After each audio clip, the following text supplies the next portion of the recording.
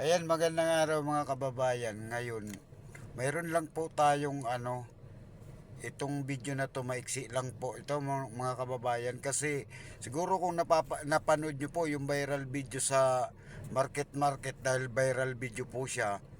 Bigyan po natin ng konting yung mga driver natin, yung mga taxi driver na tayo po ay nananawagan sa pamunuan ng Market Mall Tagig mga kababayan, kasi nawakan po natin yung binigay po na resibo dito sa taxi bay ng Market mga kababayan.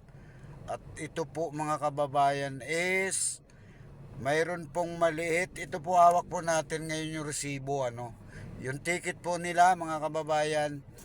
Gusto ko lamang po mga kababayan maliwanagan, kasi malinaw po dito, nakalagay po dito Hope on Trip and Tours DP, it's DP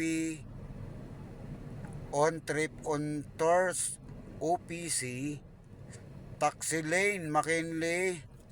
Kasi ito napakaliliit ng litra mga kababayan, pero para sa kalaman din po ng lahat, hindi po natin ibig sabihin ay mali, hindi rin po natin sinasabing tama, mga kababayan, kasi sa pagkakaalam po natin mga kababayan, naikot ko na po ang halos lahat na mall sa Metro Manila mga kababayan.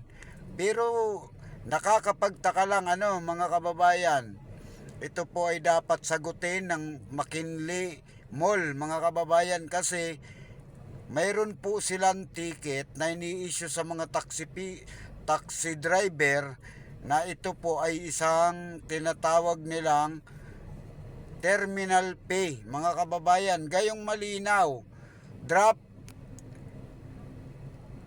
off at pick up mga kababayan. Madali pong intindihin, dahil ang bawat mall po halos ginagawa po ng karamihan nating mga mall sa ating bansa, yung mga pick up point ng mga taxi mga kababayan, nilalagay po talaga nila yan dyan po mismo sa labasan ng mga pasahero.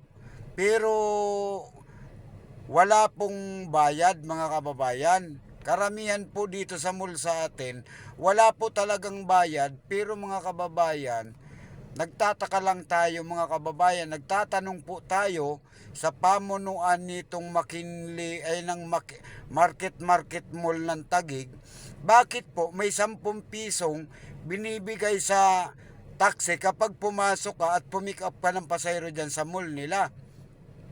No mga kababayan, kasi hawak po natin ngayon yung resibo, Ngayon yung resibo, babasahin po natin sa inyo. Napakaliliit po ng litra mga kababayan.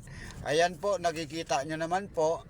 At kahit idukduk po natin dito sa camera mga kababayan, hindi nyo po mababasa dahil tayo nga gumamit po tayo ng salamin para rin iparinig sa inyo yung nakalagay dito sa resibo, kung ito ba lehitimo or pike mga kababayan. Ayan, babasahin po natin. Taxi Lane McKinley, Parkway Bonifacio Global City, Port Bonifacio 1635, City of Taguig NCR, Port District Philippines. VAT registered TIN number 620-576-859-0000.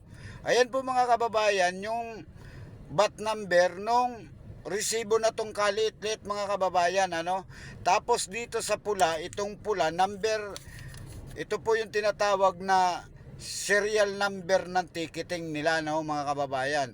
Ang serial number niya po mga kababayan, number 1053758.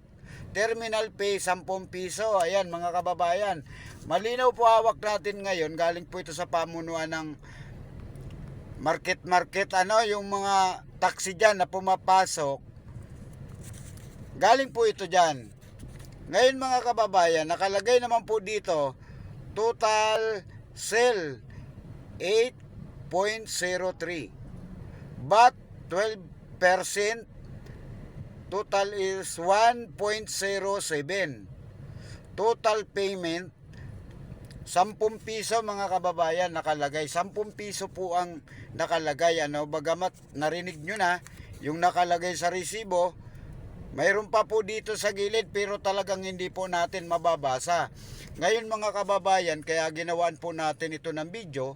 Baka sakali na makarating po ito sa market, linawin lang po natin mga kababayan, bilang isang taxi driver.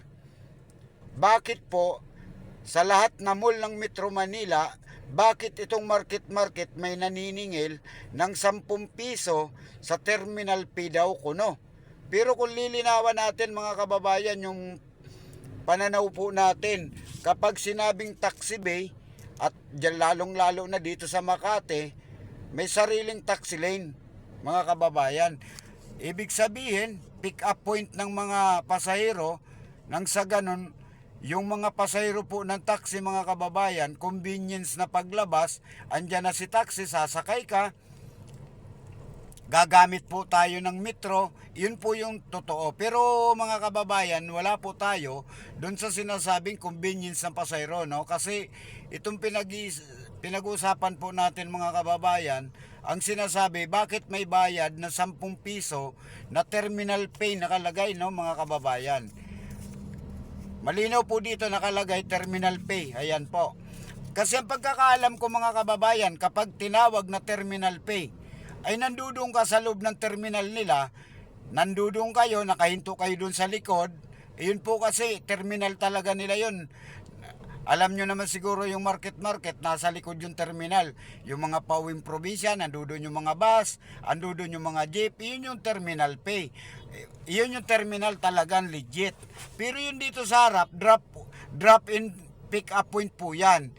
Hindi po, kasi pag sinabing terminal mga kababayan, nakapila ang sasakyan, isa-isang lalabas, pupunta dun sa, kumbaga, halimbawa, sa isang pila, pupunta 2 sasakyan, pag napuno, lalabas uli yung 2 para lagyan po ng pasahero. Mga kababayan, pinaliliwanag ko lang kung tama ba o mali yung dinidiscuss po natin dito. Dahil ang malaking katanungan mga kababayan, na tila ba parang naghihirap yung pamunuan ng market nito. Dahil bakit? Sa mahal ng gasolina, nagagawa pa ho, nahingian na 10 piso yung mga taxi driver na nagpipick up ng pasahero. Samantalang mga kababayan, kami po ay naghahatid din ng pasahero dyan. Di ba ho? Kumbaga, palitan lang. Naghatid kami ng pasahero dyan sa mall ninyo, bigyan nyo rin kaming pasahero. Ang tanong mga kababayan, ang mahal ng gasolina, bakit nagagawa pa ho na maningil ng 10 piso? Gayong wala naman na ibibigay na tulong sa amin, yung pamunuan ng market. Ang tanging nagagawa lang nila, pag naghatid kami ng pasahero, mapupuno yung mall. Diba? Hindi natin sinasabing tama, hindi natin sinasabing mali. Pero karapat dapat mga kababayan, marinig din natin mga kababayan, itong pamunuan ng market. Hindi naman natin sinabi na naninira tayo, pero baka hindi naman alam ito ng pamunuan ng marketplace, itong mall, yung paniningil na ito. Diba? Kasi hindi naman katwiran na sa aming mga taxi driver, yung plak daw namin ng 50, babawasan pa ng 10 piso para lang sa terminal pay. Kasi may pasahero wala, dadaan lang kami dyan, magbababa lang kami dyan, aalis din kaagad.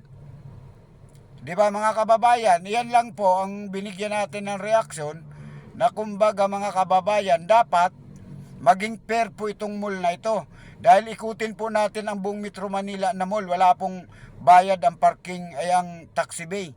Dahil yan po kumukuha ng pasahero ang mga taxi at nandyan din nagbababa ng pasahero. Yun lang mga kababayan, sana mabigyan po tayo ng linaw ng pamunuan ng market dahil nga yung iba nag-aabogado na naman.